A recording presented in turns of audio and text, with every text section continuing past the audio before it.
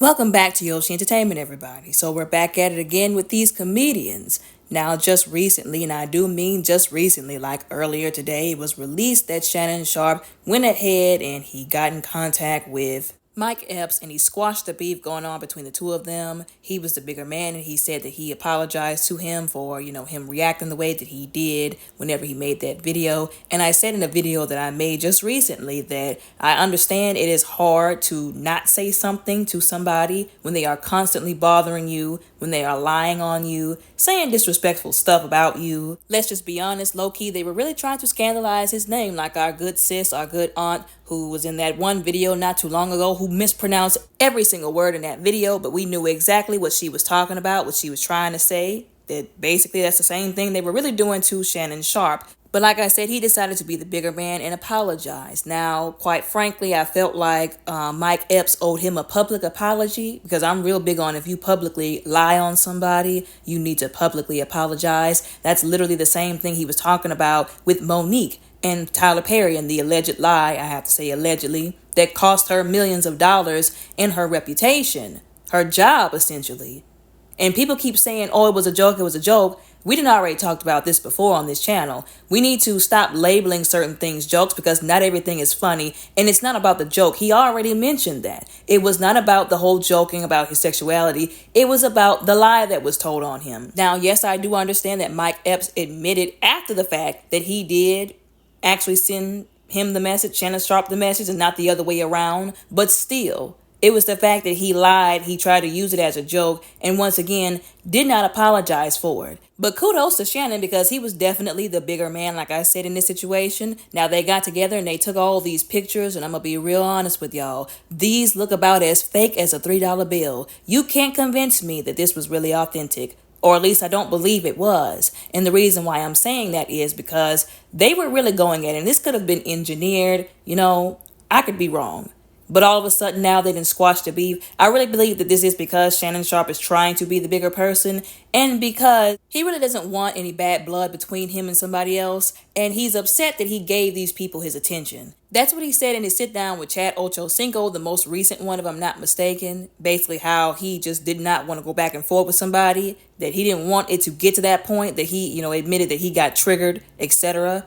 And that he didn't want it to ever get to that point again with somebody. He didn't ever want to get to that kind of place. He didn't want that kind of person brought out of him like that. And that he doesn't want to give people attention who's fishing for attention, who's clout chasing. Now, I have to give it to Chad Ochocinco. There were two things that he said that I actually really did agree with. Whenever Shannon Sharpe was saying, I'm just going to leave it alone and not go back and forth with people. And he was saying, nah, Shannon, nah, Unc. Sometimes you need to do something. You ain't got to beat somebody up or shoot somebody. But you need to say something because what will happen instead is these people are going to keep coming out of the woodwork thinking they can disrespect you and just continuously do so if you don't at least check them. Now, I do agree with that. Yes, I said that, he needs to pay some of these people dust. But if they think that they could just disrespect him, like I said, sometimes you do have to check people. I hate to say it. Like I said, you don't have to get physical with them, but to let them know, I'm not about to be disrespected. I don't disrespect you, so I expect that same thing back. And even if you have to get the law involved because they won't keep their mouth off of you,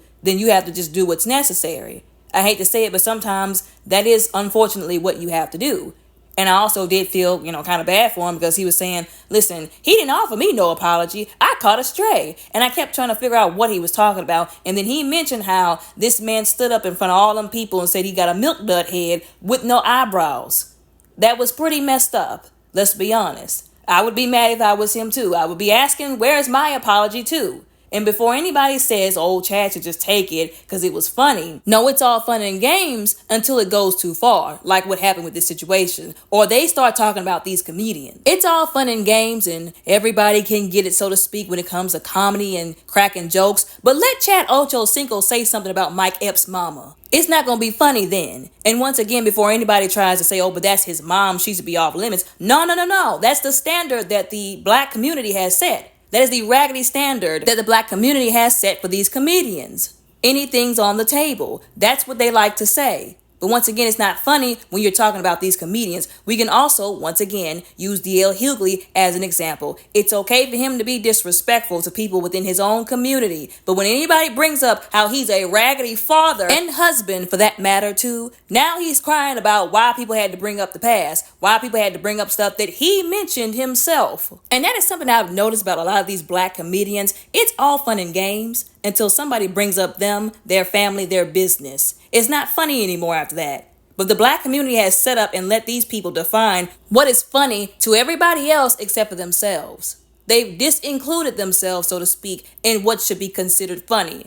Telling people, oh, just take the joke because it's funny. You're too serious. But that doesn't apply to them. There are two words to describe that. One is hypocrisy and the other one is disgusting. Now, we also had to talk about Corey Holcomb once again. Now, first of all, I really do question whoever listens to and takes this man's, quote, advice seriously. Like, I really do question anybody who takes his advice because they're going to be lost for real. Like, lost as in dropped off in the Sahara and you ain't never been there without a map, without a compass, and blindfolded and told to get your way back home however best you can. Kind of lost. But anyways, I guess he called himself trying to address the situation first, especially where Shannon Sharpe was like mad. He was saying, oh, when I see you, run these hands, whatever, etc. And I guess basically he tried to say that Shannon Sharpe wasn't about to fight anybody. I don't think Shannon Sharpe is really a fighter. He might get mad and be like, oh, I'm ready to box somebody. But he doesn't really come off as the type of guy who really wants to actually fight somebody, like only as a last resort, like a serious last resort. I really don't even know why he brought that up again because it was completely unnecessary, especially considering that he was one of the comedians that kind of helped push him to that point. And I believe that was nothing but Corey Holcomb's pride that was saying, oh, he's not about to fight anybody. But then he moved on and I guess he was trying to have a genuine moment. And he said basically that he did apologize for saying what he said about him. I feel like it was kind of one of those back and forth apologies, if you get my drift. But that he apologized for saying what he said. And then he mentioned that he was broken or something to that nature. I forgot what the actual word that he used. Or damaged, whatever he said. And I get that. And he said, oh, I'm not ashamed to be that way or whatever. And here's the problem that I have with both of those. Like I said, people, I guess they congratulated him for apologizing, but what would have been better was if he would have never done it to begin with. I'm really big on how about you just, once again, keep people's names out of your mouth who had nothing to do with you, who's done nothing to you, and you won't be in this position to begin with. And people were also pointing out that this is not the first time that he's just ripped somebody to shreds or talked about somebody or disrespected somebody on his podcast, but then didn't give these other people apologies. So y'all will have to excuse me, and even if you don't, I won't lose sleep over it, but y'all have to excuse me for not praising him for doing something that a decent human being was supposed to do whenever they were in the wrong. You mess somebody over, you disrespect somebody, it's your responsibility to apologize. If you can't do that, what is wrong with you? You're not a decent person, and you don't deserve a congratulations for apologizing. Once again, that's the least you should be able to do, and mean it respectfully, humbly, and genuinely, and honestly. And another thing that he said that I had to address was whenever he said that statement, like I said, I can't remember if he said that he was damaged or that he was like broken or something like that, and that he wasn't ashamed to be so. I want y'all to understand something that I've been preaching on this channel, like I've said before, for a very long time. Everybody has trauma. Everybody has pain. Everybody is broken and damaged in some place, some area of their life to varying degrees. Some people have more trauma. Some people have less trauma. Nobody ever said that you were crazy for being broken, especially if it was due to something that somebody else did to you.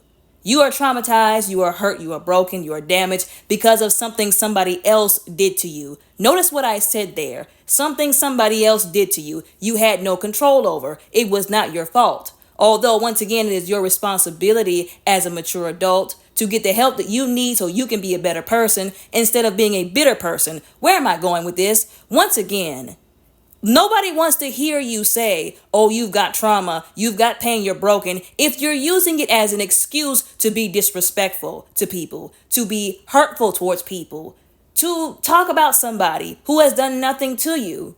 We get sick and tired of people, especially black people, using their trauma and their pain. Oh, I didn't have this, I didn't have that, whatever happened, as an excuse to be raggedy, to be rude, to be disrespectful, to be disgusting. So when I hear people say I'm broken, I'm traumatized, I'm damaged, I'm hurt, my heart goes out to them. But I'm also waiting but then I went and I got therapy. I talked to God about it. I got a relationship with him. And then I started to clean up my life and be better to people, be better for myself. Because at the end of the day, if that doesn't come after I have trauma, I have pain, I'm broken, I'm hurt, then you are on your way to reenacting that same trauma or hurting somebody else. And we see it all the time. All the time, and we overlook it.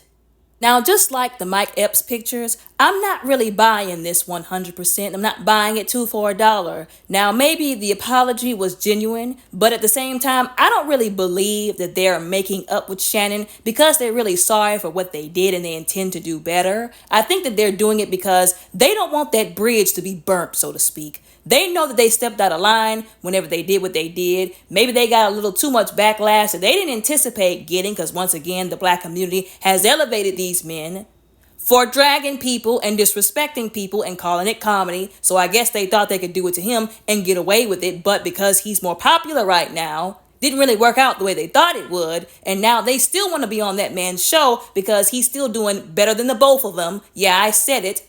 And now they want to try and mend that bridge that they might have burned by issuing these apologies saying, oh, we buried the beef, whatever. If I was Shannon Sharpe, I would continue doing like how he's doing right now, being the bigger man and, setting a good example. Although I still wouldn't let them on that podcast. You know why? Because like what Chad Ochocinco said, like I said, I kind of had to agree with him with that.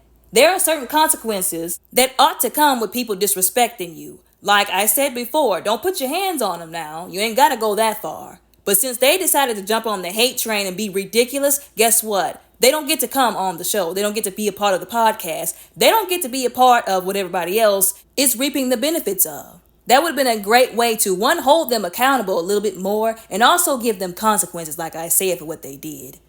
I've said this before. When people go out of their way to disrespect you, you need to learn how to not put up walls, but show them, since you've disrespected me, you no longer have this certain access to me like how you used to or how you would have if you would have been respectful and treated me right. That's really what he needs to do. But we'll see what happens going forward. But anyways, y'all let me know what y'all think and how y'all feel about all of this down in the comments below. Respectfully, don't forget to like and subscribe. Y'all all have a very blessed, beautiful, and safe day.